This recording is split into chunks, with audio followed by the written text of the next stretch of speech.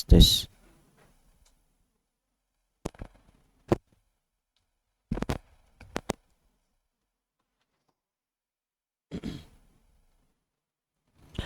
أعوذ بالله من الشيطان الرجيم.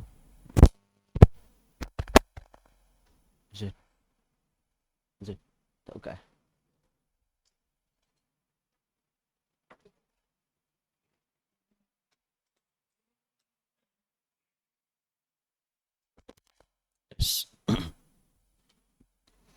أعوذ بالله من الشيطان الرجيم. بسم الله الرحمن الرحيم. السلام عليكم ورحمة الله وبركاته. الحمد لله رب العالمين، والصلاة والسلام على أشرف الأنبياء والمرسلين وعلى آله وصحبه أجمعين. قال رب اشرح لي صدري ويسر لي أمري واحلل عقدة من لساني يفقه قولي. اللهم اجعل هذا جمعنا جمعا مرحوما وتفرقنا من بعده تفرقا معصوما. اللهم ألف بين قلوبنا وأصلح ذات بيننا واهدنا سبل السلام نجنا من الظلمات إلى النور. آمين ya rabbal alamin. Alhamdulillah, pertama sekali kita merafakkan setinggi syukur pada Allah Subhanahu wa taala kerana pada petang tengah hari yang baik ini dapat kita hadir ke rumah Allah menunaikan solat fardu Jumaah yang merupakan kewajipan kepada kita semua. Dan insya-Allah dalam kesempatan sebelum kita azan, sama-sama dapat kita ambil beberapa manfaat sekadar peringatan untuk diri saya dan juga tuan-tuan sekalian. Mudah-mudahan memberikan manfaat dalam kehidupan kita semua insya-Allah. Pada bulan lepas kita telah selesai surah yang telah kita bicarakan, iaitu suratul Waqiah bersama dengan saya. Insya-Allah pada hari ini saya akan mulakan surah yang baru ataupun memetik daripada surah Al-Qiyamah. Surah Al-Qiyamah iaitu pada muka surat 577. Surah Al-Qiyamah muka surat 577. A'udzu billahi minasy syaithanir rajim. Bismillahirrahmanirrahim. La uqsimu biyaumil qiyamah ولا أقسم بالنفس اللوامة أيحسب الإنسان أن لن نجمع عظامه بلى قادرين على أن نسوي بنانه بل يريد الإنسان ليفجر أمامه يسأل أيان يوم القيامة فإذا برق البصر وخسف القمر وجمع الشمس والقمر يقول الإنسان يومئذ أين المفر كلا لا وزر إلى ربك يومئذ المستقر. Sadaqallahul azim. Muslimin sidang Jumaat sekalian, pada hari ini saya memulakan daripada surah Al-Qiyamah. Kita telah bicarakan suratul Waqiah pada pertemuan-pertemuan yang lepas. Saya kira banyak bulan jugalah kita bicarakan suratul Waqiah sebelum kita tamatkan pada bulan lepas. Juga membicarakan tentang satu peristiwa yang besar yang kita akan hadapi, yang kita akan lalui sebagai seorang manusia. Maka perkara ni tidak dapat kita nafikan. Bahkan salah satu daripada rukun iman kita itu beriman kepada hari akhirat. Baik, surah Al-Qiyamah adalah surah Makkiyah. Surah yang diturunkan sebelum daripada hijrah Nabi SAW ke Madinah. Maknanya surah ini menekankan berkaitan dengan akidah, kepercayaan. Di kalangan masyarakat Mekah ini, antara perkara yang mereka tolak, antara perkara yang mereka tak terima ialah berkaitan dengan hari akhirat ataupun hari kiamat ataupun hari kebangkitan. Yang mana mereka ini menganggap kita tidak akan lagi dibangkitkan. Kita tidak akan lagi dihidupkan semula selepas kita mati. Maka surah Al-Qiyamah ini Allah Ta'ala turunkan dalam fasa Makkah ataupun Makkiyah ini untuk mengukuhkan akidah, kepercayaan. Sebab apa kita kena percaya, kita kena yakin tentang hari kebangkitan, hari kiamat ini? Kerana bila mana kita percaya dan kita yakin tentang hari kiamat ini, maka kita akan berhati-hati dalam tindakan dan juga hidup kita. Sebab apa? Sebab setiap apa yang kita lakukan ni tak akan terlepas. Kita akan ditanya balik, kita akan dipersoalkan balik, kita akan dibangkitkan balik. Maka bila mana keadaan demikian, maka kita akan berhati-hati. Kita akan lebih mengambil sikap yang sangat prihatin dan juga berhati-hati dalam tindakan kita. Maka surah Al-Qiyamah ini Allah Ta'ala turunkan dalam fasa Makkiyah. La uqsimu biyaumil qiyamah. Aku bersumpah dengan hari kiamat. Allah Ta'ala kata, uqsim. Uqsim ni makna kata, Allah Ta'ala bersumpah sendiri. Aku bersumpah. Maknanya, begitu penekanan. Kalau kita belajar dalam kaedah bahasa Arab, dia panggil alamatul qasmi ataupun tanda-tanda qasam. Qasam ni maknanya sumpah. Dia ada waw, dia ada lam, macam ni lam. Dia ada ta, wallahi, tallahi, kan. Itu antara dipanggil qasam. Maka la ini antara perkara yang kuat untuk menunjukkan perkara itu Allah Ta'ala bersumpah. Macam kita pernah sebut sebelum ni, wadduha. Kan Allah Ta'ala bersumpah dengan waktu duha. Tetapi ada tempat Allah Ta'ala bersumpah dengan dalam tempat ini, la.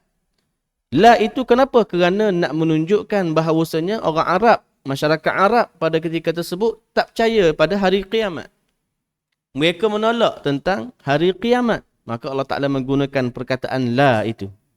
Uqsim, aku bersumpah kata Allah Ta'ala dengan hari kiamat. Maka hari kiamat ini, sebagaimana saya sebut di awal tadi, masyarakat Mekah, musyrikin Mekah pada ketika tersebut, mereka menolak. Walaupun disampaikan ayat Al-Quran ini ataupun wahyu Allah Ta'ala ini disampaikan melalui lisan Nabi SAW. Mereka mengenali Nabi. Bahkan dalam Quran sebut, orang Arab, masyarakat musyrikin Mekah jahiliah pada ketika tersebut, mereka kenal Nabi ini lebih daripada mereka kenal anak mereka. Sehingga kan diberikan dengan nama julukan Al-Amin. Seorang yang sangat beramanah. Seorang yang sangat jujur dalam tindakan dan juga dalam ucapan. Tetapi bila mana Nabi SAW sampaikan wahyu, mereka tak terima. Sedangkan mereka percaya Nabi ni orang yang tak berbohong. Nabi ni di kalangan orang yang jujur, orang yang cakap benar.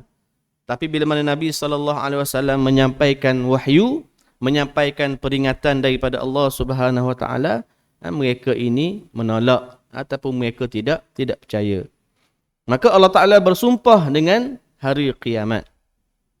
Bila kiamat? Tak tahu tuan-tuan. Tidak tahu bila kiamat. Maka kiamat bila tu, itu bukan kerja kita. Kerja kita ialah kita buat persiapan, persediaan supaya kita ini ready. Macam kita nak balik kampung kan. Kita nak balik kampung ni. Nak balik kampung kita ni, mungkin tengah jalan tu ada roadblocknya, ada macam-macam polisnya, JPJ ke apa kan, Puspakom ke apa ke. Jadi kita ni, apa yang perlu kita buat, kita bersedia. Tak bukannya kita fikir, ada tak depan ni roadblock? Tak ada. Kita bersiap. Lesennya hidup, road tagnya hidup, semua enjin apa semua, kelengkapan kereta lengkap, nombor pelik ada, lampu menyala. Itu tugas kita. Ada roadblock ke, tak ada roadblock ke, tetap. Bila mana kita buat persiapan, insya-Allah kita selamat. Tapi kalau kita kata, tak apalah, lesen mati, tak apa, tak ada roadblock kot. Tiba-tiba sampai kat Tol Gombok ada roadblock kan, ada sekatan polis. Naya kita. Jadi kita buat persiapan. Buat persediaan, cek. Lengkap tak lengkap. Kereta ni cukup tak cukup, lepas tak lepas. Maka itu yang perlu kita buat, tindakan kita. Baik. Wala uqsimu bin nafsil lawwamah. Dan aku bersumpah demi jiwa yang selalu menyesali dirinya. Kemudian Allah Ta'ala bersumpah sekali lagi. Bila mana Allah Ta'ala bersumpah ini, maka menunjukkan suatu perkara itu diberi penekanan. Penting. Diberi perhatian. Hendaklah kamu ni ambil perhatian sungguh-sungguh. Allah Ta'ala bersumpah selepas daripada hari kiamat. Allah Ta'ala bersumpah tentang jiwa yang manusia ini yang sentiasa menyesali. Menurut mufassir, al-lawwamah ataupun an-nafsul lawwamah ini, an-nafsil lawwamah ini ada dua maksud. Yang pertama ialah mereka yang sentiasa mencela ataupun mereka yang sentiasa mencela diri dia sendiri dalam keadaan dia ini melakukan kesilapan. Kenapalah aku buat macam ni? Kenapalah aku buat macam ni? Kenapalah aku bercakap demikian? Dia sentiasa muhasabah, semok diri dia. Oh, kenapa aku bercakap macam ni dengan orang? Cakap kasar contohnya kan. Kenapa aku jawab macam ni dengan isteri? Contohnya kan. Kenapa bercakap macam ni dengan anak-anak? Kenapa bercakap macam ni dengan kawan-kawan? Sehingga kan berlaku perkara-perkara yang tidak diingini. Berlaku pergaduhan, berlaku tikam lidah, berlaku ketidakselesaan, tak senyum. Maksudnya hubungan tadi itu sudah tidak lagi seperti dahulu. Maka ini yang pertama, sifat manusia di kalangan mereka yang menyesal di atas perbuatan yang mereka buat ketika mana mereka hidup. Maknanya Allah Ta'ala bersumpah dengan jiwa manusia yang dia ni sentiasa cek diri dia. Betul tak betul aku buat ni? Tak. Menulis hari ni kan, menulis di Facebook ke, menulis buat video di Twitter ke dan sebagainya. Kadang-kadang orang dia tak fikir. Tak, dia buat tu betul tak betul? Maka bagi orang yang tidak memikirkan tentang penyesalan ini, maka dia akan rugi. Tapi bagi orang yang sentiasa dia cek, aku buat ni macam tak kena je, macam tak betul je ni, macam salah je ni, maka menyebabkan dia akan segera bertaubat dan memohon ampun kepada sesiapa yang terlibat. Maka ini sifat manusia yang pertama yang disebut dengan makna mereka yang beruntung. Maknanya Allah Ta'ala cerita tentang hari kiamat, hari yang kamu ni akan dimatikan semua sekali dan kamu akan dibangkitkan balik. Tetapi beruntung bagi mereka yang dia ini sebelum dia mati tadi tu, sebelum berlakunya kiamat tadi tu, dia dah cek dah diri dia. Dia dah menyesal dah. Dia dah menyesal ketika mana dia hidup lagi. Sebelum mati tu dia menyesal dah. Kan ramai orang kan bila mana umur dah lanjut niti air mata kan. Kenapa ni Haji menangis? Kenapa ni? Kata Ustaz, saya banyak salah, banyak silap. Alhamdulillah, sebab apa? Sebab dia beri peluang. Dan masih lagi Allah Ta'ala bagi peluang kepada dia untuk dia menyesal. Untuk dia muhasabah diri dia. Untuk dia rasa penyesalan dan dia betulkan balik. Kalau ada salah dengan orang, minta maaf. Kalau dia terambil duit orang, pulangkan balik. Maka penyesalan sebelum daripada kematian ini, sebelum daripada berlakunya kiamat, sama ada kiamat besar ke, kiamat kecil ke, kiamat kecil ni kita masing-masing matilah. Kematian kita ni dianggap ataupun diletakkan sebagai kiamat kecil. Maka orang itu dia beruntung. Sebab dia menyesal ataupun dia itu sedar sebelum daripada dia kembali kepada hari kiamat tadi.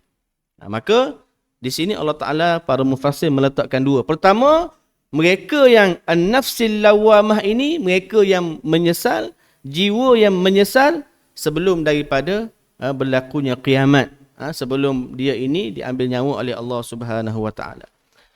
Dan golongan yang kedua ialah mereka yang mencela diri dia, menyesal ketika mana berada pada hari akhirat. Na'udzubillahi min zalik. Ini golongan yang rugi. Dan ketika dunia ni dia tak pernah fikir menyesal. Tak pernah ada satu dipanggil perkataan dalam hidup dia tu menyesal, tak pernah ada. Tak, dia buat tu dia rasa betul je, aku buat ni betul je. Tak, dia buat ni tak ada orang boleh kata dia tak betul, mesti betul. Tetapi bila balik kepada hari kiamat, bila dia bangkitkan balik, rupa-rupanya banyak salah dia buat. Banyak kesilapan dia buat. Maka pada ketika tersebut, dia akan menyesal. Tapi menyesal pada hari kiamat, menyesal pada hari dia dibangkitkan balik, tidak ada guna dah. Tidak ada guna lagi untuk dia menyesal pada hari dia dibangkitkan semula. Maka kita ada dua pilihan, tuan-tuan. Kita nak jadi golongan yang pertama ke golongan yang kedua? Kita nak menyesal sekarang ke nak menyesal kemudian? Dua-dua terletak pada pilihan kita. Nak menyesal sekarang, kita muhasabah diri kita. Kita cek balik diri kita. Tengok balik diri kita. Tenung balik, mengenung balik diri kita. Apa aku buat ni, ada salah ke, ada silap ke? Ada aku tergurih hati orang ke? Ada aku ni terpukul orang ke? Contohnya kan. Maka tempat untuk kita bertaubat dan memohon ampun jika melibatkan sesama makhluk. Tetapi jangan sampai kita ini berlaku penyesalan setelah kita dibangkitkan semula. Na'udzubillahi min zalik.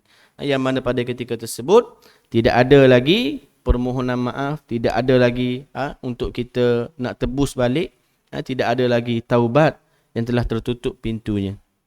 Baik, jadi wala uqsimu bin nafsil lawamah. Allah Taala bersumpah dengan jiwa manusia yang menyesali diri dia itu, yang kita diterjemahkan dalam dua keadaan dan dua situasi, dan kita mempunyai pilihan sama ada kita nak menyesal sekarang ataupun kita nak menyesal pada kemudian hari setelah kita dibangkitkan oleh Allah Subhanahu wa taala.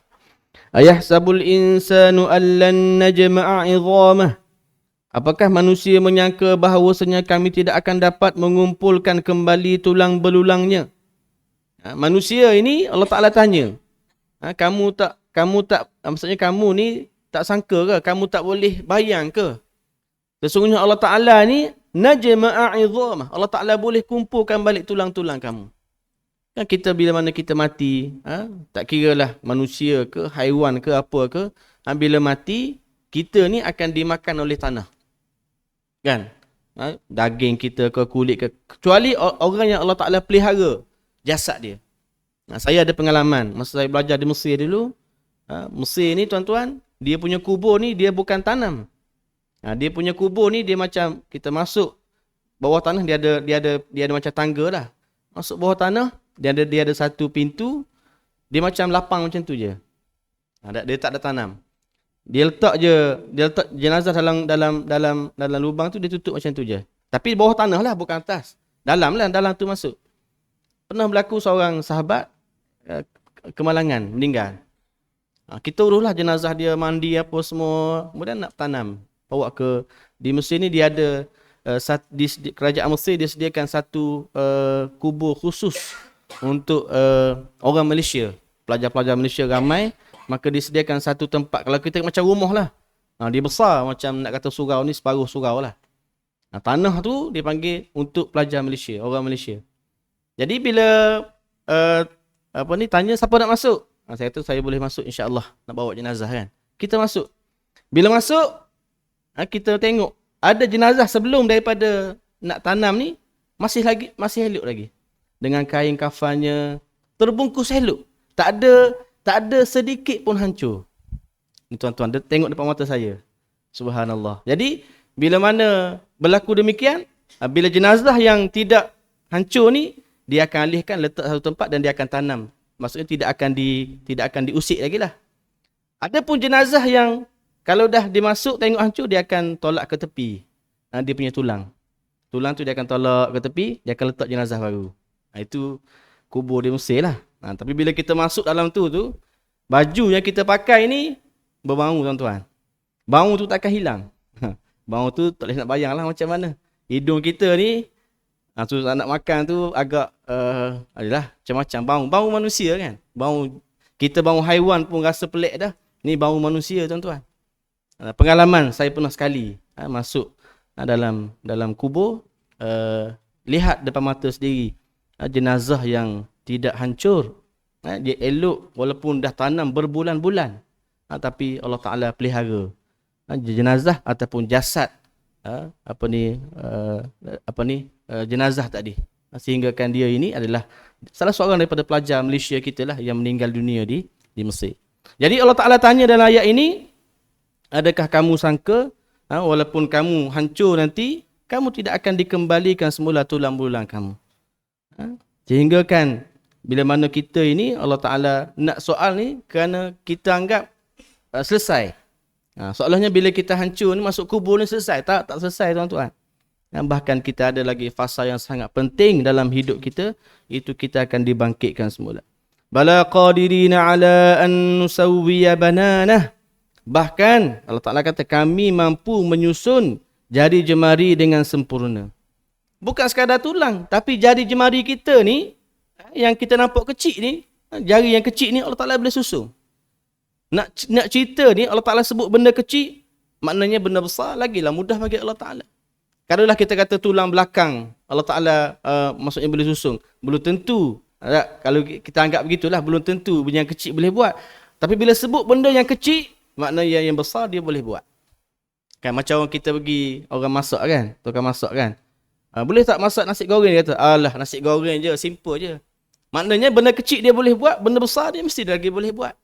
Maknanya nak cerita bagaimana Allah Ta'ala sebut, jari jemari kamu pun Allah Ta'ala boleh susun semula. Allah Ta'ala boleh kembalikan semula sebagaimana asal. Kalau kita lihat kejadian penciptaan manusia ni hebat tuan-tuan. Kita ambil satu je. Kita punya cap jari. Cap jari ni kan. Cap jari kita ni sama tak sama? Cap jari kita ni, jari ibu jari ni, semua di kalangan kita yang ada dalam surau ni sama tak sama? Tak sama tuan-tuan.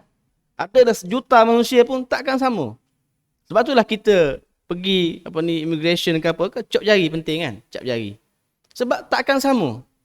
Bagaimana Allah Ta'ala buat. Dengan alurnya, dengan uratnya, dengan macam-macamnya, kita letak je jari kita, keluar identiti kita.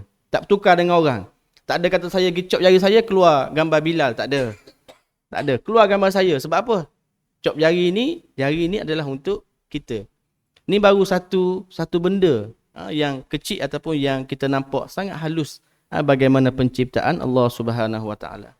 Kalaulah hebat macam ni pun tiba-tiba nak lawan lagi Allah Ta'ala, Allahu Akbar. Nak lawan lagi hukum Allah, nak lawan lagi perintah Allah, Allahu Akbar. Benda kecil macam ni pun kita tak mampu nak buat, tapi Allah Ta'ala boleh buat. Maka kita rasa sangat kerdil. Sangat lemah ataupun sangat hina, sangat kerdil kita ini sebagai seorang hamba, sebagai seorang manusia. Bal yuridul insanu liyafjura amamah. Tetapi manusia hendak membuat maksiat terus menerus. Allah Ta'ala sebut, walaupun Allah Ta'ala sebut dah adanya hari kiamat, kamu akan dibangkitkan balik, kamu akan mati dan akan dibangkitkan balik. Tak, kamu ni ada dua penyesalan, nak menyesal sekarang ke nak menyesal pada hari kiamat. Kamu akan dibangkitkan balik dengan tulang belulang kamu, dengan jari-jari kamu yang sempurna.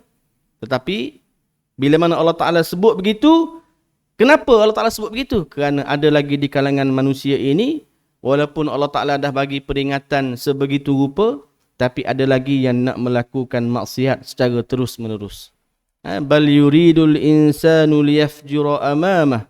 Yas'alu ayyana yaumul qiyamah. Dia bertanya bila hari kiamat. Bila hari kiamat. Kita sebut dah di awal tadi, kiamat ini dua. Sama ada kiamah kubra, yang hancurnya bumi ini, dan juga kiamah yang sughra. Kiamah masing-masing kita ni. Kiamah sughra ni apa dia? Kematian kita lah. Bila mana kita mati, diambil nyawa oleh Allah Subhanahu Wa Taala, itu kiamat kita. Maksudnya putus dah. Tak ada dah. Habis dah kita. Tutup dah segalanya. Maka pada ketika tersebut, ada orang dia bersoal. Lambat lagi, dia kata mati ni muda lagi. Bila nak mati? Lambat lagi. Jadi seolah dia persoalkan. Yas'alu ayyana yaumul qiyamah. Bila nak berlaku kiamat ni? Bila nak berlaku kiamat ni? Kan? Sihat je ustaz. Contohnya kan? Tak ada penyakit apa-apa, contohnya kan? Seolah merasakan hidup dia itu panjang lagi. Sedangkan kematian ataupun tarikh kematian kita tak tahu bila. Mungkin sekejap lagi, mungkin malam ni, mungkin esok dan sebagainya. Fa idza bariqal basar, dan apabila mata terbeliak ketakutan. Kalau kita tengok bariq ni maksudnya kilat. Kan macam mata kita ni bila kena kilat ataupun kena cahaya kan, kita rasa terpina-pina kan. Kan macam ada orang dia bawa kereta, kereta depan tu buka high beam, lampu tinggi. Lampu pula lampu LED pula. Kan hari ni lampu LED orang pakai kan. Mata dia bila kena lampu tu dia jadi gelap ataupun dia jadi pusing sekejap kan. Itu maknanya. Fa idza bariqal basar. Apabila mata mereka ni dalam keadaan yang ketakutan. Bila mana tak nampak ni, dia rasa takut. Kita ni boleh nampak ni sebab kita nampak ni kita rasa ada depan orang mata kita, boleh berjalan, boleh tengok dinding, boleh tengok pintu. Tapi kalau kita tak nampak, tiba-tiba gelap dia panggil kan. Dia akan rasa takut. Macam mana ni? Itu diumpamakan bila mana mereka ni menghadapi hari kiamat. Wa khasafal qamar, dan apabila bulan telah pun hilang cahayanya. Gelap. Gelap. Maksudnya dalam keadaan bumi ni jadi gelap. Wa jumi'asy syamsu wal qamar. Lalu matahari dan bulan dikumpulkan. Kita hari ni tuan-tuan, kita hidup dalam keadaan selesa ni. Sebab apa? Sebab masing-masing makhluk Allah Ta'ala ni, bulan, bintang, matahari semua ni, dia ada orbit dia. Dia ada laluan dia. Dia ada highway dia sendiri. Tak berlanggar kan? Tidak berlanggar sama sendiri. Tapi pada hari kiamat nanti, wa jumi'asy syamsu wal qamar. Allah Ta'ala kata dihimpunkan. Maksudnya berlanggar sama sendiri. Kita kalau tengok bila mana orang keluarkan dalam YouTube kan, dia panggil saiz bumi. Kita ni duduk kat bumi kan, saiz kita. Saiz bumi ni kecil. Kemudian dia bandingkan pula dengan planet-planet lain. Sehingga dibandingkan dengan matahari. Matahari kecil banding dengan planet lain pula. Maknanya, bila nak tengok, sebenarnya bumi kita yang kita rasa bangga sangat ni kecil je. Nak banding dengan matahari, nak banding dengan planet-planet besar, Zuhal apa semua macam-macam planet kan diberi nama. Kecil je sebenarnya kita ni. Tapi dengan kecil tu pun kita rasa sombong dah. Allahu Akbar. Na'udzubillah. Maknanya Allah Ta'ala cerita, bila mana kiamat ini, wa jumi'asy syamsu wal qamar. Akan berlanggar, akan dihimpunkan, akan berlanggar sama sendiri di kalangan bumi dan juga matahari dan juga bulan dan juga planet-planet yang lain. Yaqulul insanu yawma idzin ainal mafar. Pada hari itu manusia berkata, ainal mafar? Mana kita nak lari ni? Hari ni kalau kita hidup ni, kalau berlaku hujan kita boleh berteduh lari, duduk bawah bumbung. Berlaku ribut kita masuk dalam rumah. Kan, berlaku panas, cari tempat berteduh. Kan, tapi kalau hari kiamat ni nak berlindung kat mana? Ainal mafar. Tak ada tempat berlindung dah. Melainkan perlindungan kita ialah melainkan amalan kita. Apa yang kita lakukan, apa perbuatan amalan soleh yang kita lakukan, itulah bekalan dan juga perlindungan kita untuk kita menghadapi hari kiamat. Itulah sekadar kita berhenti pada ayat yang ke-10. InsyaAllah kita akan sambung pada ayat yang ke-11 dalam pertemuan akan datang. Surah Al-Qiyamah ini surah yang sangat penting untuk kita ambil perhatian, kerana Allah Ta'ala tak cerita tentang peristiwa kiamat semata-mata, tetapi Allah Ta'ala cerita apa peranan kita. Kita nak berlaku kiamat ni, sama ada kiamat kecil ke kiamat besar ke, masing-masing kita akan hadapi. Tapi apa kita kena buat? Tak payah ceritalah bila berlaku kiamat tu, tak payah cerita. Dengan tanda-tanda tu nak cerita sekadar untuk pengetahuan boleh. Tapi apa tanggungjawab dan peranan kita yang Allah Ta'ala ceritakan dalam surah-surah berkaitan dengan hari kiamat ni, insyaAllah. Itulah sekadar apa yang boleh saya sampaikan. Yang baik daripada Allah Ta'ala, yang lemah daripada diri saya sendiri. Aqulu qawli hadha wa astaghfirullahaladzim li wa lakum. Wassalamualaikum warahmatullahi wabarakatuh.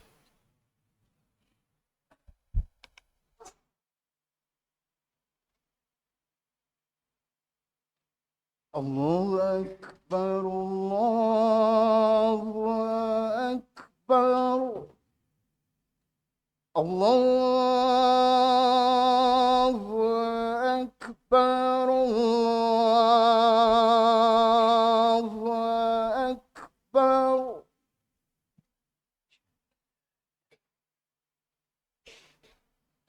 أشهد أن لا إله إلا الله.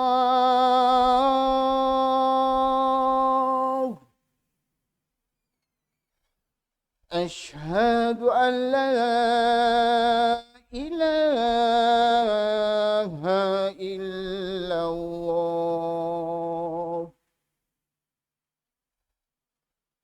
أشهد أن محمدا رسول الله.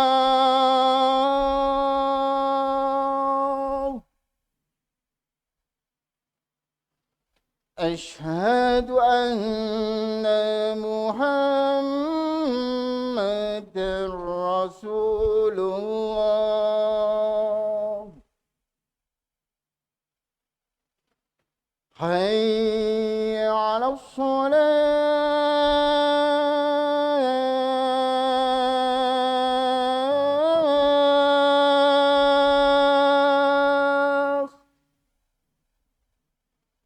حي على الصلاة.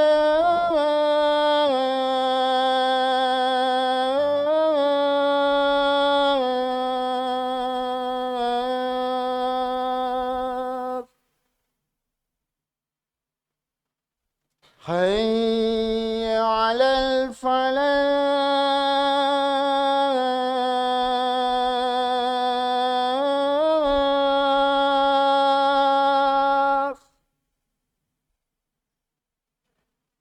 حي على الفلاح.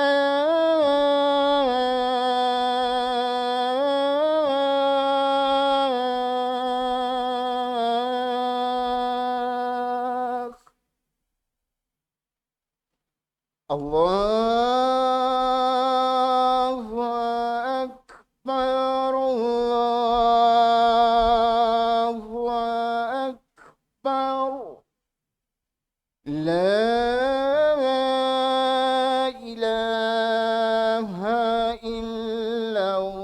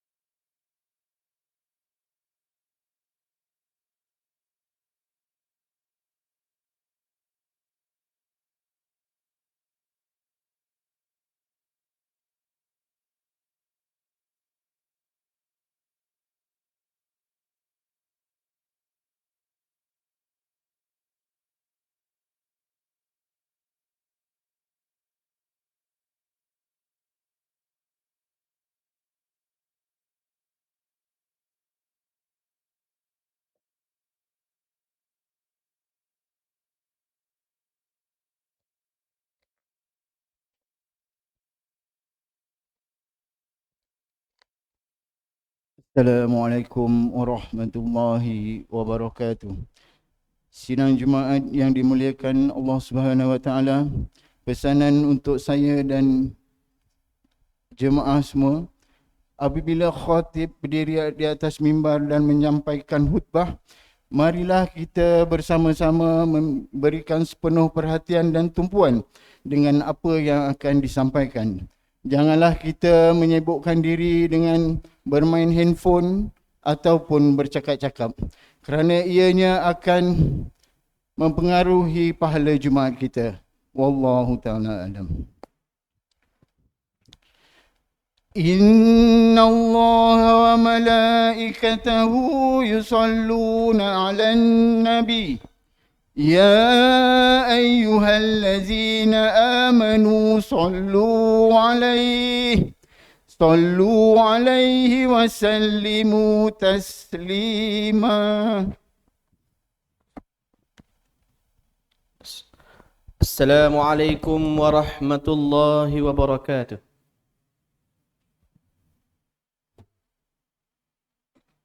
الله أكبر الله أكبر الله أكبر الله أكبر. أشهد أن لا إله إلا الله.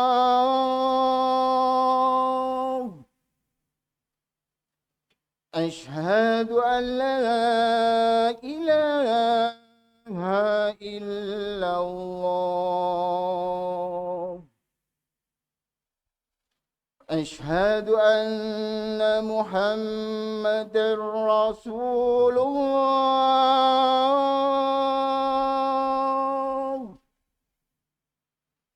أشهد أن محمدا رسول الله.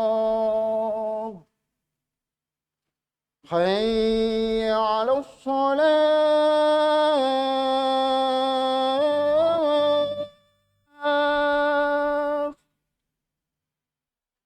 حي على الصلاة.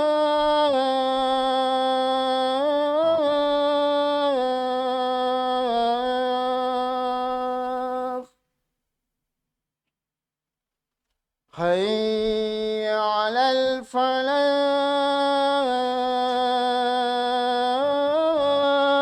الفلاح. حي على الفلاح.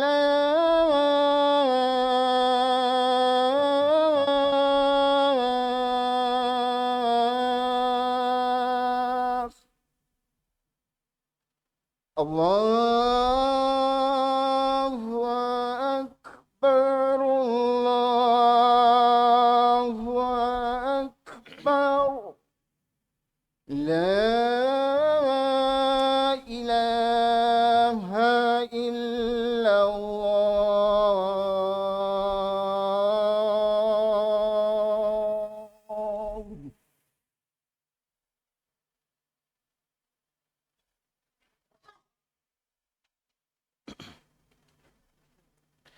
الحمد لله القائل إن الله يأمركم أن تؤدوا الأمانات إلى أهلها وإذا حكمتم بين الناس أن تحكموا بالعدل إن الله نعم ما يعظكم به إن الله كان سميعا بصيرا.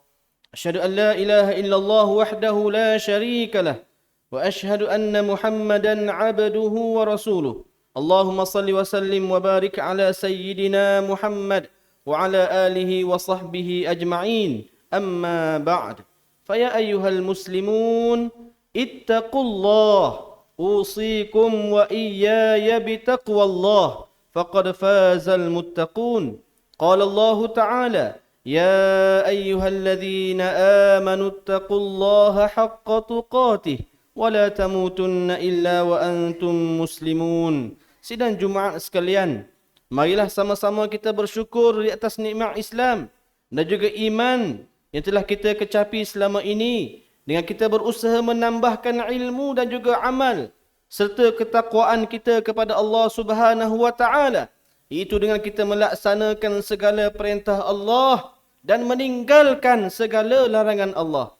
Marilah sama-sama kita membina ketakwaan ini dengan melakukan amal ibadah kepada Allah dan mengikut sunnah Rasulullah sallallahu alaihi wasallam, memperbanyakkan zikir kepada Allah dan memperbanyakkan selawat dan salam ke atas baginda Nabi sallallahu alaihi wasallam. Mudah-mudahan akan menjadikan kita insan yang bertakwa dan juga beroleh kejayaan di dunia dan juga di akhirat. Marilah sama-sama kita hayati khutbah pada hari ini yang bertajuk Ciri Utama Pemimpin yang Ku Cari. Mudah-mudahan akan memberi manfaat kepada kita semua. Sidang Jumaat sekalian, pemimpin yang berjaya adalah seorang pemimpin yang mempunyai sifat takwa. Sifat yang asas, bahkan inilah yang selalu kita ulang-ulang dalam khutbah Jumaat, yang selalu kita diingati tentang sifat takwa. Maka asas utama kepada pemimpin yang berjaya ialah mempunyai sifat takwa. Kerana yang dapat melahirkan dengan daripada sifat takwa itu, pemimpin yang dapat diteladani, dapat memimpin dirinya ke arah kebaikan dan kebenaran. Malah ia mampu juga memimpin keluarga dan juga masyarakat dan juga negara. Antara asas utama kepimpinan berdasarkan ayat Quran yang dibaca dalam muqaddimah di awal tadi ialah dua sifat. Itu sifat amanah, itu bertanggungjawab dan juga adil kepada ahli dan juga rakyatnya. Pemimpin yang bersifat bertanggungjawab dan adil ini bukan sekadar retorik, tetapi dibuktikan dengan kesungguhan dan juga perbuatan amalannya. Sifat ini mesti dimiliki oleh pemimpin dan menjadikan ia sebagai prinsip asas kepimpinan agar ia dipercayai dan juga dihormati. Sebaliknya, jika prinsip asas ini diabaikan, maka hilanglah sifat kepercayaan, keyakinan, penghormatan kepada seseorang pemimpin itu. Antara prinsip lain, asas utama lain bagi melahirkan pemimpin yang berjaya ialah melahirkan budaya kerja, iaitu tadbir urus yang baik. Tadbir urus yang baik ini ialah bagaimana seseorang institusi itu dapat mengurus sesuatu amanah tanggungjawab itu bebas daripada penyelewengan dan juga korupsi.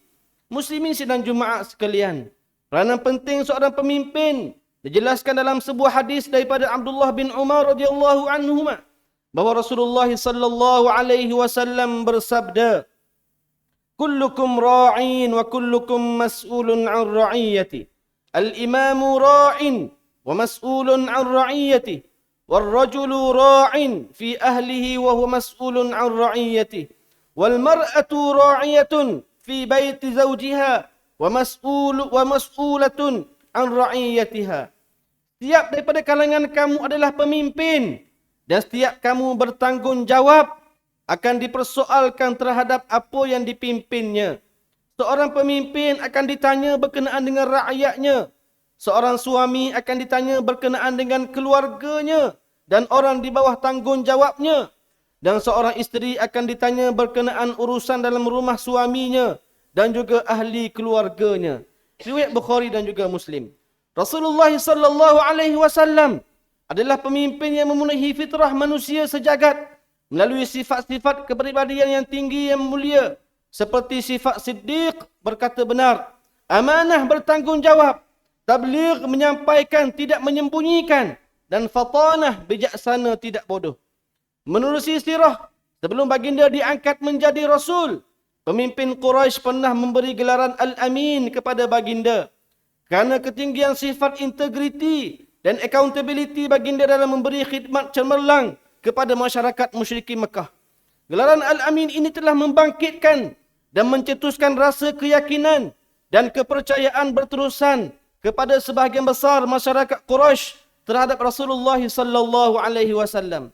Walaupun mihnah yang dihadapi oleh baginda cukup sengit, seperti pernah ditawarkan jawatan raja, wanita yang cantik, harta kekayaan, agar Rasulullah tidak meneruskan dakwah, mengajak manusia kepada Islam, oleh pemimpin-pemimpin kalangan Quraisy.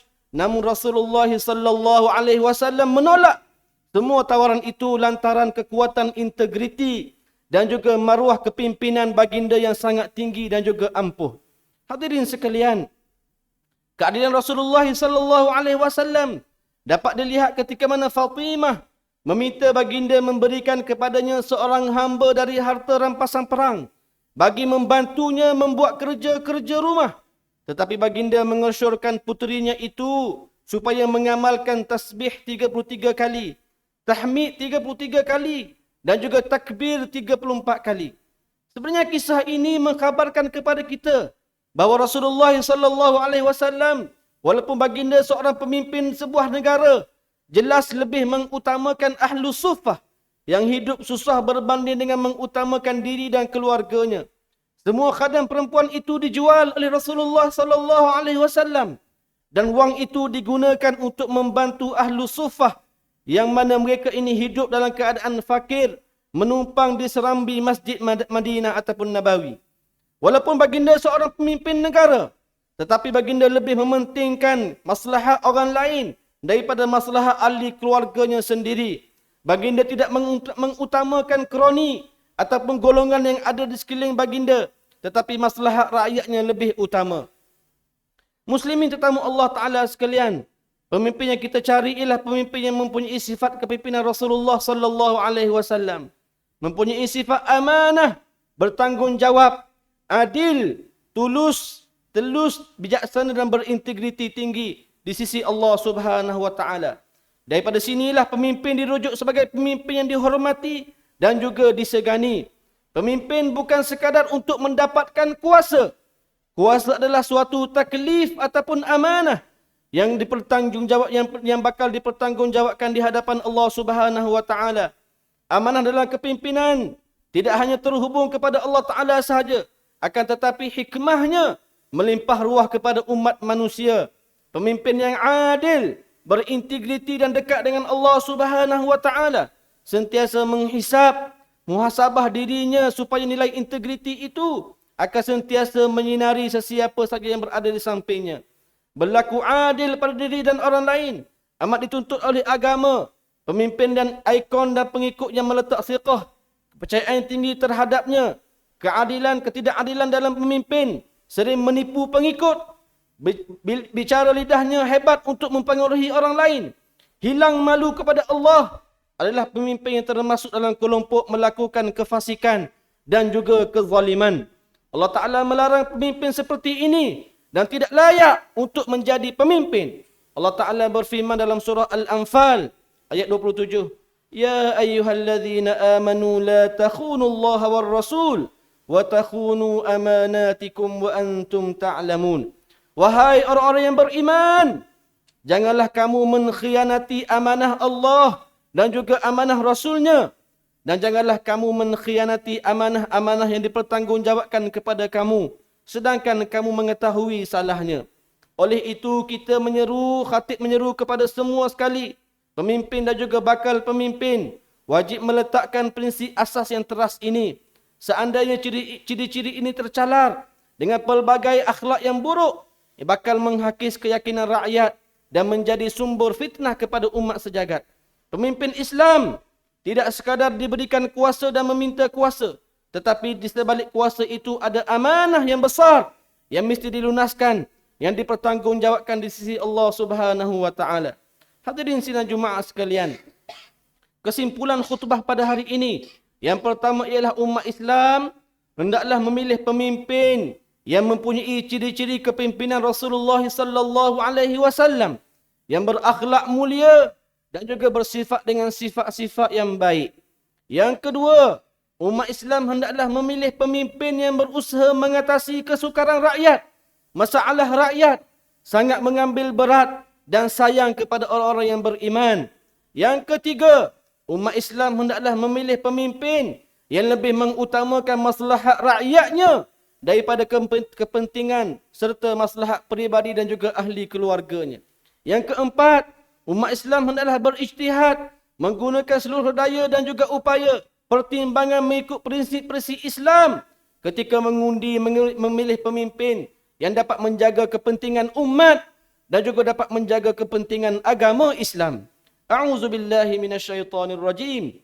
Wa idza qila lahum la tufsidu fil ardi qalu innama nahnu muslihun. Ala innahum humul mufsidun walakin la yash'urun. Dan apabila dikatakan kepada mereka, janganlah kamu membuat kerosakan, bencana di muka bumi ini. Mereka menjawab, sesungguhnya kami orang-orang yang membuat kebaikan. Ketahuilah bahawasanya mereka itu sebenarnya di kalangan orang yang membuat kerosakan dan juga bencana. Tetapi mereka tidak menyedarinya. Suratul Baqarah ayat 11 hingga 12. Barakallahu li wa lakum fil Qur'anil azim.